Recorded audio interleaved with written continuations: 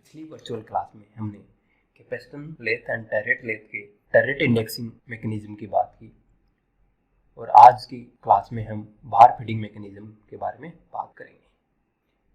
Capstan lathe और tarot lathe में workpiece long bars की फॉर्म में हो तब बार को वर्क होल्डिंग डिवाइस में फीड करने के लिए इस मैकेनिज्म का प्रयोग किया जाता है। बार फीडिंग मैकेनिज्म इसलिए लॉन्ग बार से कंटिन्यूअस प्रोडक्शन के लिए काम में लिया जाता है।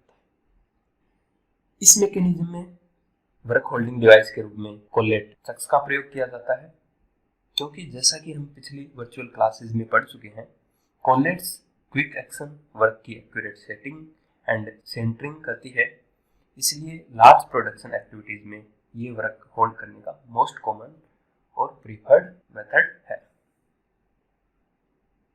साथ में हम यह भी जान चुके हैं कि जब वर्क लॉन्ग बार्स की फॉर्म में हो तो इसे हेड स्टॉक की होलो स्पिंडल से पास करवाकर कोलेट चक में होल्ड किया जाता है और ड्रायर ट्यूब की सहायता से कोलेट को ओपन और क्लोज किया जाता है। जब पहला जॉब रेडी हो जाता है तो कोलेट को ओपन किया जाता है और हेड स्टॉक के बाहर की ओर प्रोजेक्टेड लॉन्ग बार को सुटेबल मींस की सहायता से हेक्सागोनल टर्रेट में लगे बार स्टॉक, ये बार स्टॉक कई बार स्विंगिंग टाइप का हो सकता है और सेपरेटली हो सकता है, इस बार स्टॉक तक फीड किया जाता है। Bar feeding generally 4 elementary operations के द्वारा अकॉम्प्लिश्ड होती है। Unclamping of the job by opening the collet, feeding of bar by pushing it forward, clamping of the bar by closing the collet and free return of the bar pushing element. जैसा कि हमने जाना, जब पहला job ready हो जाता है तब जॉब को कोलेट को ओपन कर अनक्लैंप किया जाता है और फिर सुटेबल मींस की सहायता से बार को फॉरवर्ड पुश कर फीड किया जाता है। उसके बाद में ड्रायर ट्यूब की सहायता से कोलेट को क्लोज किया जाता है ताकि वर्क क्लैंप हो जाए और उसके पश्चात जो बार पुशिंग एलिमेंट है उसे वापस अपनी पोजीशन में लाया जाता है। अगर हम बार को फीड करने के तरीकों की बात करें तो बार को हाथ से पुश कर भी फीड किया जा सकता है, लेकिन ऐसा करने के लिए मशीन टूल को स्टॉप करना पड़ेगा, सेट करना पड़ेगा और फिर स्टार्ट करना पड़ेगा। ऐसा करने में टाइम अननेसेसरी जाया होगा या कह सकते हैं कि टोटल ऑपरेशनल टाइम बढ़ जाएगा, जो कि सेमी ऑटोमेटिक लेथ्स जो कि प्रोडक्शन लेथ्स हैं के लिए ये एक डिसएडवांटेज है। इसलिए ऐसे बार फीडिंग मैकेनिज्म डेवलप किए गए जो मशीन को बिना रोके जब कोलेट ओपन होती है तो बार को इमीडिएटली फीड करते हैं। तो आइए समझते हैं कि ये बार फीडिंग मैकेनिज्म कैसे काम करता है। यहाँ सबसे सिंपलेस्ट बार फीडिंग मैकेनिज्म दिखाया हुआ है। ये टर्रेट लेथ या कैपेस्टन लेथ का हेड स्टॉक है, यानी हमारी लेथ मशीन इस तरफ है।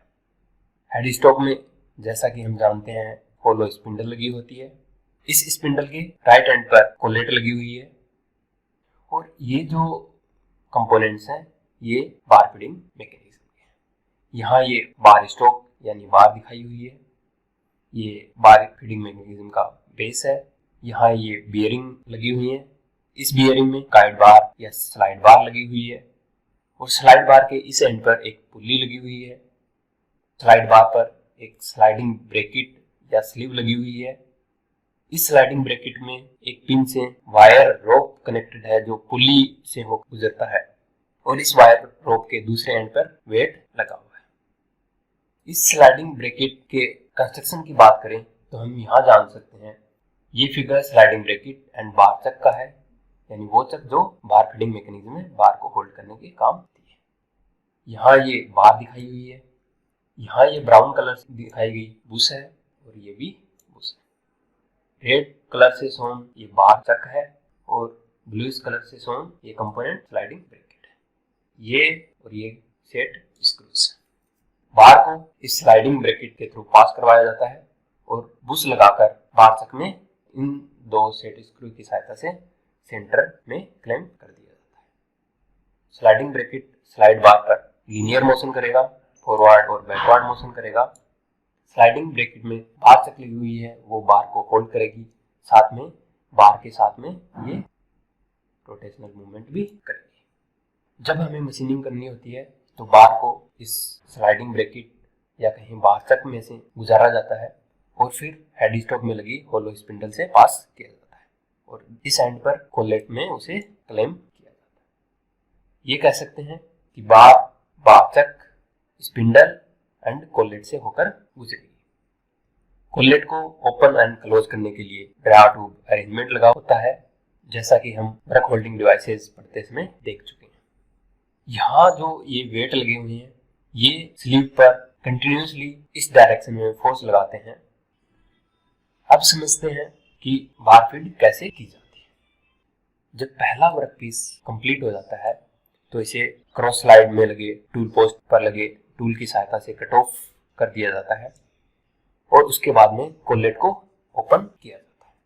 कोलेट सामान्यतः डैग लेंथ टाइप की होती है जो पुश टू क्लोज होती है। कोलेट को ओपन करने पर स्लाइडिंग ब्रैकेट पर इस वेट के द्वारा लगने वाला थ्रस्ट फोर्स स्लाइडिंग ब्रैकेट को इस डायरेक्शन में मूव करने के लिए मजबूर कर देता है।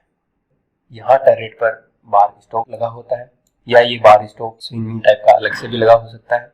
तो जब इस वेट के द्वारा स्लाइडिंग ब्रैकेट आगे मूव करता है जिसके साथ में ये कंप्लीट बार भी आगे मूव करती है और बार इस प्री डिफाइंड लेंथ पर सेट किए गए इस स्टॉक पर आकर रुक जाती है। तब कोलेट को क्लोज कर दिया जाता है। अब जब मशीनिंग के दौरान वर्क पीस रोटेट कर रहा होगा तो ये बार भी रोटेट करेगी और बार रोटेट करती है तो ये बार तक भी रोटेट करती है। जब स्लाइडिंग ब्रैकेट इस एंड पे पहुंच जाएगा तो हम इसे लीवर की सहायता से इसे पुनः अपनी पोजीशन में ले आएंगे।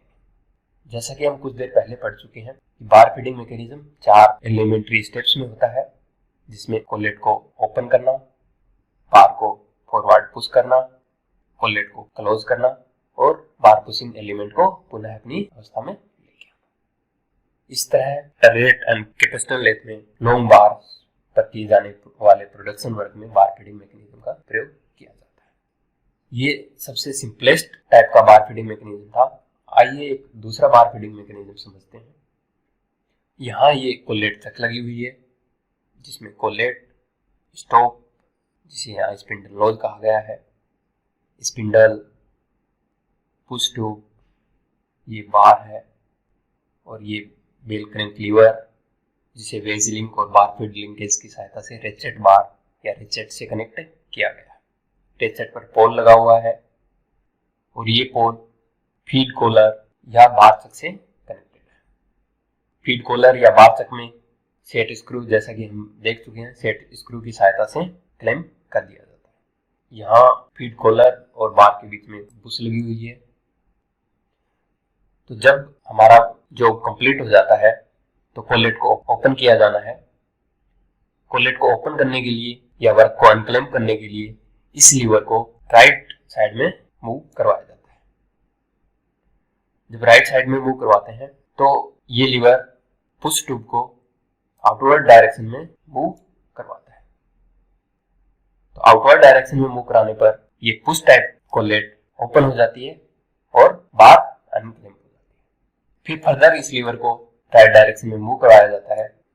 तो राइट डायरेक्शन में मूव करवाने पर इस रेचेट और पोल की सहायता से फीड कॉलर राइट डायरेक्शन में फॉरवर्ड डायरेक्शन में मूव होती है और जिससे बार भी फॉरवर्ड पुश होती है। रेचेट और पोल की बात करें तो रेचेट एक यहाँ लीनियर और रेक टाइप टूथ कंपोनेंट है और ये पोल है।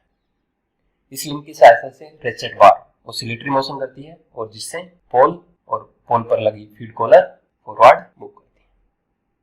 तो जब बार आगे फॉरवर्ड पुश हो जाती है और बार को प्री डिफाइंड लेंथ पर लगे बार स्टॉक की सहायता से एक फिक्स लेंथ मिल जाती है और इसके बाद में हमें कोलेट को क्लैंप करना है। कोलेट को क्लैंप करने के लिए इस लीवर को लेफ्ट डायरेक्शन में मूव करवाएंगे तो पुश ट्यूब फॉरवर्ड मूव करेगी और इस कोलेट को क्लोज कर देगी। फिर लेफ्टवर्ड मूवमेंट से फीड कॉलर वापस पुनः अपनी पोजीशन में रिटर्न हो जाएगी और इस तरह ये बार फीडिंग प्रोसेस कंटिन्यूअसली चलती रहेगी।